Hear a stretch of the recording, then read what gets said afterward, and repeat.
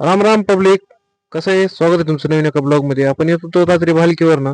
मस्तपैकी महाराजाचं दर्शन वगैरे घेतलं. शेतात गेलो, झोपलो. सकाळी सकाळी मग काय उठून थंडी वाजत होती, म्हणलं गाडी घेऊन आता गावात जावं. रात्रीच फोन आला होता, आपल्याला परत जायचं होतं भरायला. आज जायचं होतं लातूरला दुसऱ्याच कामासाठी. मग काय गाडी वगैरे फ्रेश केली. मग काय तेवढ्यात आला होता अनवर. म्हणलं अनवर, म्हणला लय दिवस झालं भेटला नाहीस भाऊ, कुठं आहेस की काय नाही की. भाऊला म्हणलं काय अडचण नाही. भाऊ बशीच होता जीसीबीचा एक दात. त्यांना पण आज गावातच काम होतं. मग काय म्हणलं चला मी चलतो. काय स्प्रिंकलर वगैरे बदलले. जरा जायचं होतं आज लातूरला एमआयडीसीला भरायला. मग म्हणलं चला आता निघूया गाडी घेऊन. गाडी काढली आणि लागलो हायवेला. आलो चाकूरमध्ये. चाकूरमध्ये होतं थोडंसं काम. ते काम वगैरे आवरलं आणि मग काय लागलो लातूरवरून डायरेक्ट हायवेला. मग काय एकदा हायवेला लागल्यावर विषय नसतो हो. गेला की रट्टा लावून मग म्हणलं आता सण सण सण करत जाऊया. आधी जाऊन बघूया एमआयडीसीला कसं आहे, मालाचं नियोजन काय काय आहे. मग काय तिथून म्हणलं आता जाऊया. तर मधून गेलो सम्राट चौकातून. जायचं होतं आपल्याला जरा कनिका मोटर्सला. कनिका मोटर्सला घ्यायचं होतं आपल्या त्या गाडीचं ऑइल बदलीचं सामान. 10,000 किलोमीटर झालेलं आहे, त्यामुळे म्हणलं मालकाला जरा सामान द्या. मालकाने मी काय 5-10 मिनिटात लगेच सामान वगैरे आणायला चालू केलं.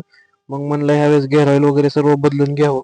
कारण कसं आहे, गाडी पळती ना तसं गाडीला खर्च पण आहे हो. तुम्हाला फक्त पैसा दिसतो. इथं झालं 3300 रुपये बिल. आता अजून थोडंसं सामान राहिले. बघू आता पुढच्या पार्ट मध्ये. मग काय मामा जरा गडबड करत होते. आलो इथं. आल्यानंतर काय म्हणलं आता गाडी वगैरे भरायची चालू केली.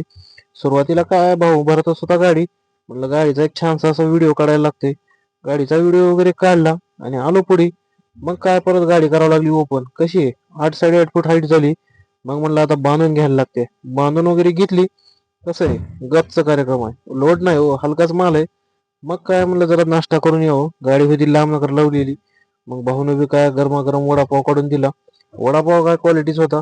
आपण होतो हरंगोळीच्या जवळजवळ, म्हणजे रेल्वे स्टेशनच्याच बाजूला. मग म्हणला भाऊचा वडापाव वगैरे घेतला. तेवढ्यात मग काय 5 नंबरला गणभाऊला फोन केलता. गणभाऊ आला, थोडीशी चर्चा केली. भाऊसोबत चहा घेतला.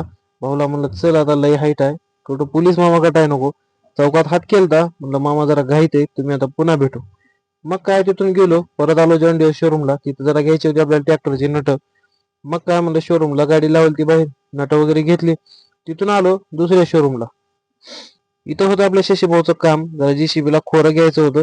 मग काय तिथं खोरं वगैरे विचारलं, त्यानं लय रेट सांगितलं. मग आलो राजलक्ष्मीला. इथं थोडंसं बघितलं. भाऊनं व्यवस्थित बोलला. म्हणला खोरे वगैरे बघा साहेब, कसं आहे दणका क्वालिटी आहे. आता काय लवकरच खरेदी आहे भाऊची. मग म्हणलं दोन्ही बीचे व्हिडिओ वगैरे घेतला त्याचा.